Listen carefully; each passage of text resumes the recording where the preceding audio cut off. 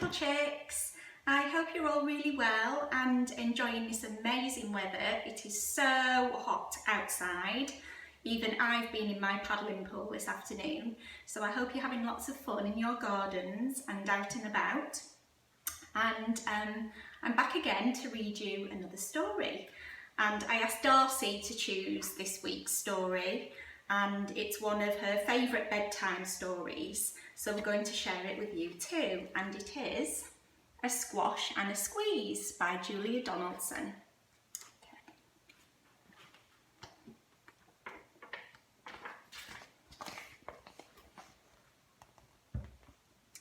A little old lady lived all by herself, with a table and chairs and a jug on her shelf. A wise old man heard her grumble and grouse. "There's not enough room in my house. Wise old man, won't you help me please? My house is a squash and a squeeze."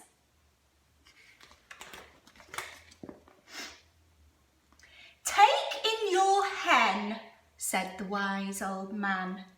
"Take in my hen? What a curious plan."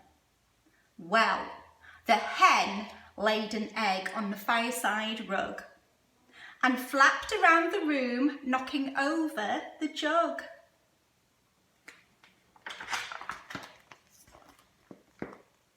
The little old lady cried, "What shall I do? It was pokey for one, and it's tiny for two. My nose has a tickle, there's no room to sneeze. My house is a squash and a squeeze."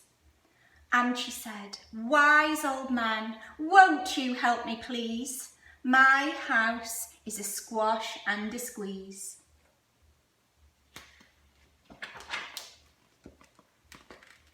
"Take in your goat," said the wise old man. "Take in my goat? What a curious plan."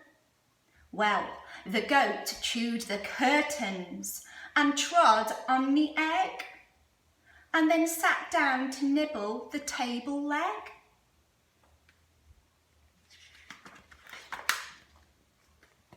The little old lady cried, "Glory be! It was tiny for two, and it's titchy for three.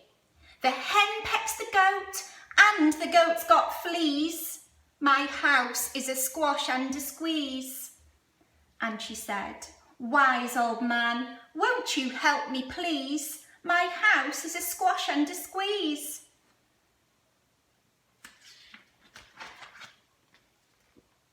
"Take in your pig," said the wise old man. "Take in my pig? What a curious plan." So she took in her pig, who kept chasing the hen and raiding the larder again and again.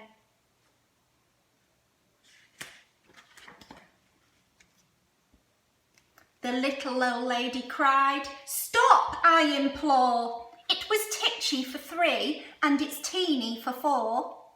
Even the pig in the larder agrees. My house is a squash and a squeeze."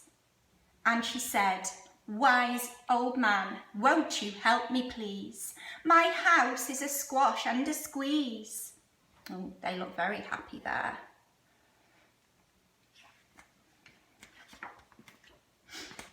"Take in your cow," said the wise old man. "Take in my cow? What a curious plan." Well, the cow took one look and charged straight at the pig, then jumped on the table and tapped out a jig.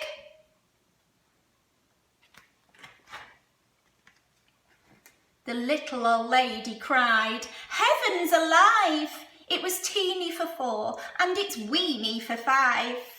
I'm tearing my hair out, I'm down on my knees. My house is a squash and a squeeze." And she said, "Wise old man, won't you help me please? My house is a squash and a squeeze."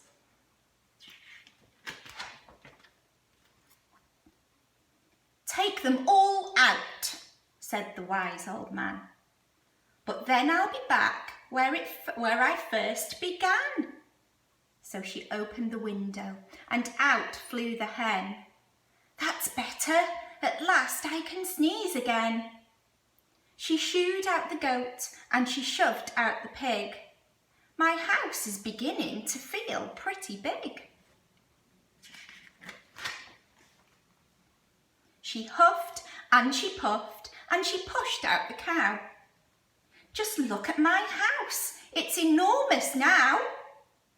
Thank you, old man, for the work you have done. It was weeny for 5, it's gigantic for 1.